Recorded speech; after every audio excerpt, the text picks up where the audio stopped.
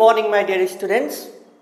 आज अपने शुरू करने वाले हैं अपना चौथा चैप्टर, जो कि बहुत ही छोटा चैप्टर है। Okay, that is basis of accounting. इसको आज ही स्टार्ट करेंगे और एक छोटा सा वीडियो में अपने इसको कवर अप कर भी लेंगे। तो बेसिस ऑफ अकाउंटिंग, देखो अपना अकाउंटिंग का ना सबसे मेन इंपॉर्टेंट ऑब्जेक्टिव जो होता है that is to ascertain the profit और लॉस ऑफ दैट ऑर्गेनाइजेशन। और जब हम लोग प्रॉफिट और लॉस एसरटेन करने जाते हैं ना, इसको करने के लिए मेरे पास अकाउंटिंग वाइज दो बेसिस है। एक होता है कैश बेसिस, एक होता है अक्रूवल बेसिस।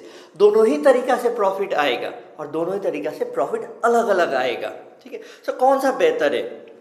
दोनों में अपने एडवांटेजेस डिसएडवांटेजेस है, कैश बेसिस में भी और अक्रूवल बेसिस में भी। ठीक है, लीगली कौन सा फॉलो करना चाहिए, कौन सा बेटर है, क्या डिफरेंस है, ये सब चीज़ को समझना है। एडवांटेजेस डिसएडवांटेजेस से लेकर हर एक चीज़ को अपने इस वीडियो में कवर अप करने वाले हैं। बस बने रहिएगा इस वीडियो में एंड शुरू करते हैं एंड समझेंगे इन अ डिफरेंस फॉर्मेट। देखो सबसे पहला जो पॉइंट ऑफ डिफरेंस आएगा ना यहाँ पर, that is recording of the cash and the credit transaction. Sir, cash basis में सिर्फ और सिर्फ कैश ट्रांजेक्शन रिकॉर्ड होंगे और अक्रूवल बेसिस में कैश और क्रेडिट दोनों ही रिकॉर्ड होते हैं। ठीक है, मतलब यदि ड्यू हो गया, सिर्फ देना बाकी है, ठीक है, काम हो गया देना बाकी है, वो भी रिकॉर्ड होगा। काम कर लिया मैंने, मेरे को बस मिलना बाकी है, वो भी रिकॉर्ड होगा। मैंने ट्यूशन पढ़ा लिया, बस पैसा पाना बाकी, वो रिकॉर्ड होगा। मैंने सामान बेच दिया, पैसा पाना बाकी है, तो हम उसको सेल बोल के रिकॉर्ड करेंगे। दो मेरे को कैश नहीं मिला है, बेटा कैश बेसिस में ये रिकॉर्ड नहीं होगा, क्योंकि कैश बेसिस में तभी रिकॉर्ड होगा जब पैसे आते हैं, पैसे के ट्रांजेक्शन्स होते हैं।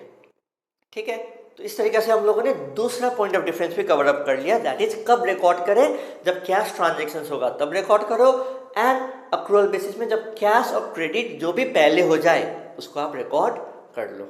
सर इसका मतलब outstanding expenses, outstanding income, accrued income, ये सारी चीज़ें क्या कैश बेसिस में इसका जगह ही नहीं है, इसको रिकॉर्ड ही नहीं करेंगे?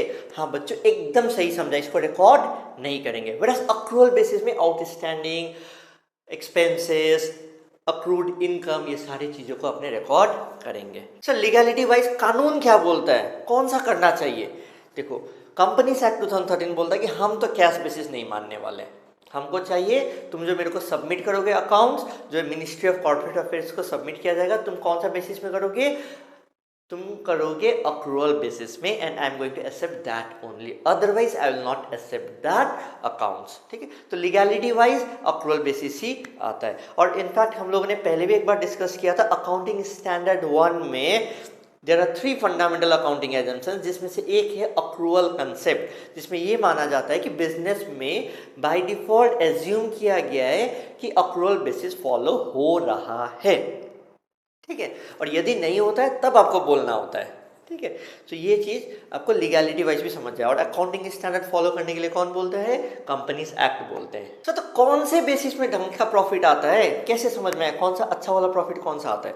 लीगैलिटी तो समझ में आ गया। देखो अच्छा प्रॉफिट या एसेटेन करना या प्रॉपर प्रॉफिट जो एसेटेन करना, वो आपको एक्रूवल बेसिस में आता है। क्यों आता है? आपने सिर्फ कैश आया या कैश पे किया वो नहीं रिकॉर्ड किया, मतलब सिर्फ उसी को कंसिडर नहीं किया है, अपार्ट फ्रॉम दैट आपने जो चीज़ों को अक्रूड हो गया उसको भी रिकॉर्ड किया है। अब कैश बेसिस में क्या होगा ना, मान लो जब 5 साल मैंने बेचा पैसा आया नहीं, और छठा साल में एक बार में इतना पैसा आ गया, तो हम छठा साल में इतना सेल्स दिखाएंगे। तो इसका मतलब क्या, वो बाकी का 5 साल में मेरा कुछ बिक्री नहीं हुआ? ऐसा नहीं होता है। ठीक है, वेराज अक्रूवल बेसिस में हम लोग क्या करते हैं, वो 5 साल में भी रेवेन्यू सेल्स बोल के दिखाते हैं और उसका कॉरेस्पॉन्डिंग एक्सपेंसेस को भी हम लोग लिखते हैं। ठीक है, तो ये एक इम्पॉर्टेंट चीज रहा। ठीक है, तो हम लोग को क्या समझना है, अक्रूवल बेसिस एक ज़्यादा बेटर पिक्चर देता है प्रॉफिट एंड लॉस का। तो सब फिर कैश बेसिस करते ही क्यों है अपने?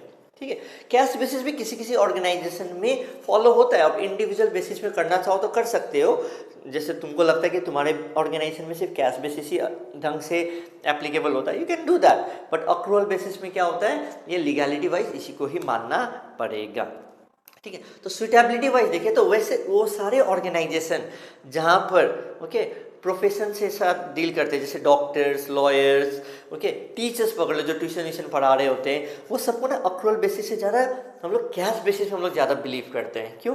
कि बच्चे ना इतना बैड डेट्स होते हैं, इतना पैसा चले जाते हैं और बहुत सारी चीज़ें मिसमैच हो जाती हैं, तो हम लोगों के लिए क्या लगता है ना, जो हार्डकोर पैसा आ गया हम लोग उसी को ही रेवेन्यू मानते हैं, isn't it? So ये जो कैश बेसिस है it is suitable for doctors, lawyers, teachers, ये सब के लिए, और अक्रूवल बेसिस तो हर जगह ही सुइटेबल होता है। तो आई होप ये डिफरेंस वाइज आप लोगों को कैश बेसिस और अक्रूवल बेसिस समझ में आया। And apart from this there is one more system of accounting which is a combination of cash and accrual. इसको हम लोग बोलते हैं hybrid system of accounting. Hybrid sir ये भी नया हाइब्रिड भी है। क्यों? क्योंकि दोनों का मिक्सचर है। ठीक है, मिक्सर मतलब सर मतलब किसी किसी ट्रांजेक्शन के लिए आप कैश बेसिस फॉलो कर रहे हो और बाकी सब चीज़ों के लिए अक्रूवल बेसिस फॉलो कर रहे हो। जैसे हम अपना पर्सनल एग्जांपल लेना, जैसे मेरा जो कोचिंग सेंटर में एक दो जो टीचर आते हैं पढ़ाने के लिए, हम क्या बोलते हैं, देखो भाई फीस तो क्या होता है ना, कभी मिलता है नहीं मिलता है, तो हम एक चीज़ करते हैं, हम अपने ऑर्गेनाइजेशन में सब चीज़ एक्रूवल बेसिस में ही मोरलेस रिकॉर्डिंग करते हैं। लेकिन जब हमको उनको पेमेंट देने का बात होता है, मैंने उनको क्लियरली बोल दिया है, देखो हम आपका पेमेंट जो देंगे आई will not give you on a monthly basis, I will not give it on a accrual basis कि आपने 10 स्टूडेंट को पढ़ाया, मंथ के एंड में आपका इतना पैसा इतना कमीशन बैठा। हम वैसे नहीं करते। हम क्या करते हैं, मंथ एंड में जितना पैसा आया उसका सर्टेन परसेंटेज हम आपको दे देंगे। ये मैं अपना रियल लाइफ पर्सनल एग्जांपल हम बता रहे हैं। ठीक है, तो इससे होता क्या है ना, किसी मंथ में बच्चे ने 6 बच्चे ने पैसा दिया, उसका सर्टेन परसेंटेज दे दो। नेक्स्ट मंथ में 10 बच्चों ने, किसी ने एडवांस दे दिया, किसी ने कुछ कर दिया, उसी हिसाब से पेमेंट कर दो। तो वो पार्ट ऑफ अकाउंटिंग मेरा जो है वो कैसे हम डील कर रहे हैं, कैश बेसिस के साथ डील कर रहे हैं, और बाकी पार्ट ऑफ अकाउंटिंग हम कैसे डील कर रहे हैं ऑन अ अक्रूवल बेसिस। तो ऐसे टाइप ऑफ अकाउंटिंग को हम लोग क्या बोलते हैं, hybrid system of accounting. In fact बहुत सारे डॉक्टर्स लोग, जो लॉयर्स लोग जो होते हैं ना, ये हाइब्रिड सिस्टम फॉलो करते हैं। इससे फ़ायदा क्या होता है हाइब्रिड सिस्टम का, कि ये लोग रेवेन्यू जो है वो कैश बेसिस में रिकॉर्ड करेंगे, मिलेगा तभी रिकॉर्ड करेंगे। वरस एक्सपेंसेस जो है वो लोग कैसे कर देते हैं, अक्रूवल बेसिस में कर लेते हैं। इससे क्या होता है, एक्सपेंसेस रिकॉर्ड हो जाता है और रेवेन्यू सिर्फ कैश बेसिस में ही रिकॉर्ड होता है। तो प्रॉफिट कंपैरेटिवली कम आता है और वो लोग को टैक्स कम देना पड़ता है। तो क्या ये अलाउड है? हाँ, कुछ कुछ केस लॉस हुए थे, उस बेसिस में ये कंक्लूजन आया कि बाय द कोर्ट हाँ डॉक्टर्स, लॉयर्स, कुछ कुछ प्रोफेशंस को hybrid system of accounting follow किया जा सकता है। अदरवाइज आप मान लो कि हर ऑर्गेनाइजेशन में as per accounting standard 1 considering the accrual concept, accrual basis of accounting he follow होता है। I hope this video was fruitful to you. Okay, please do like, comment, share and subscribe। मैंने ये जो समझाना था एक जो डिफरेंस वे में समझा, एग्जाम में भी ऐसे डिफरेंस वे में ही आता है। तो आपको यहाँ पर समझ में आ गया जो सारे डिफरेंस कैसे हैं, कि ये इस चैप्टर को इसी वीडियो में ही अपने रैप अप कर दिए। सम्स या न्यूमेरिकल्स पहले पूछा जाता था, आजकल उतना नहीं पूछता क्योंकि इसमें बहुत बढ़िया ढंग का न्यूमेरिकल बैठता भी नहीं है। ठीक है, so don't worry for the numerical aspect, होता भी नहीं है, ज़्यादातर थ्योरी पूछा जाता है। ओके, नेक्स्ट क्लास में अपने समझने वाले इंड एस, अकाउंटिंग स्टैंडर्ड, ये सब क्या होते हैं, ये सब चीज़ को समझेंगे। Okay, love you all.